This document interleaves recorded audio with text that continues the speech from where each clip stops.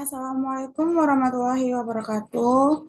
Bella di sini saya sebelumnya perkenalkan nama saya adalah Natasha Diana Putri dengan NIM C1C022667.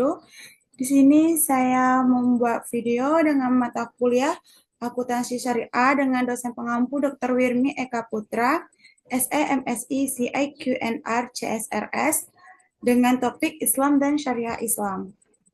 Tentu saja masuk ke materinya yang pertama, yaitu adalah makna Islam.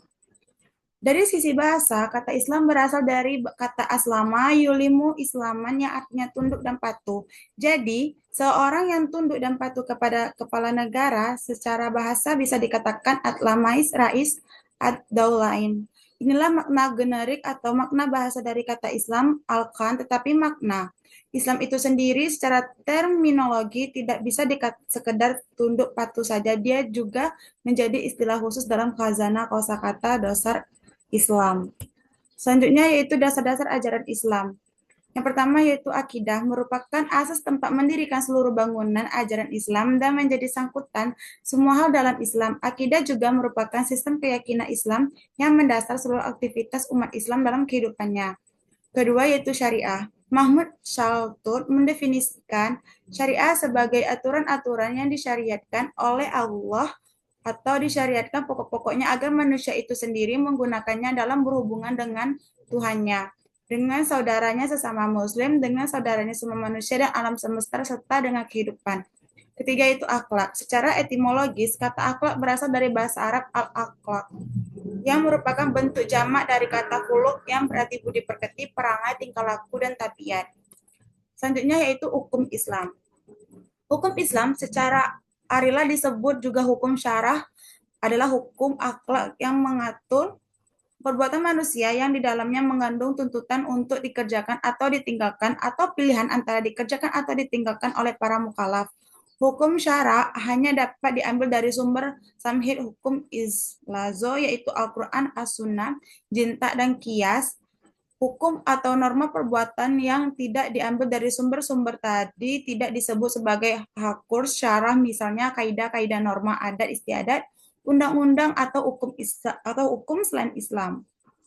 Yang keempat itu klasifikasi hukum Islam.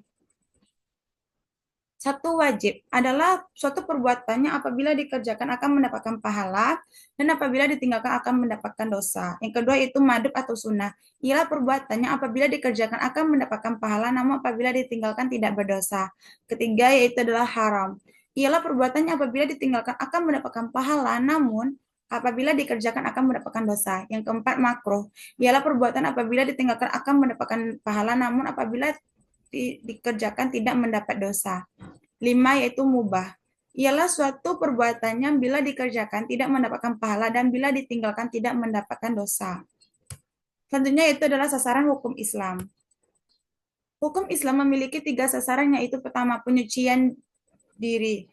Penyucian diri dimaksudkan agar manusia mampu berperan sebagai sumber kebaikan bukan sumber keburukan bagi masyarakat dan lingkungannya.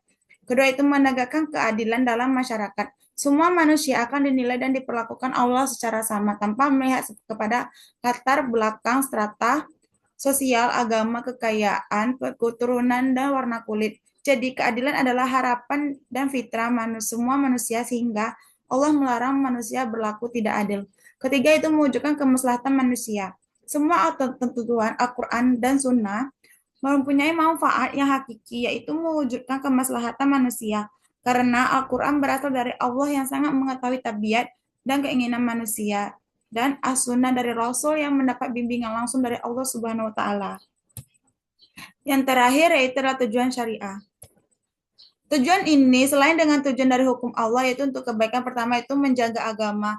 Dalam maqasid syariah juga bisa dimaknai sebagai upaya untuk menjaga amal ibadah seperti salat, zikir dan sebagainya serta bersikap melawan ketika agama Islam dihina dan dipermalukan.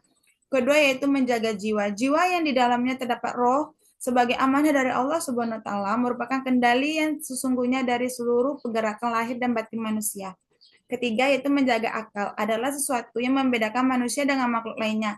Inilah salah satu yang menyebabkan manusia menjadi makhluk dengan penciptaan terbaik dibandingkan dengan yang lainnya.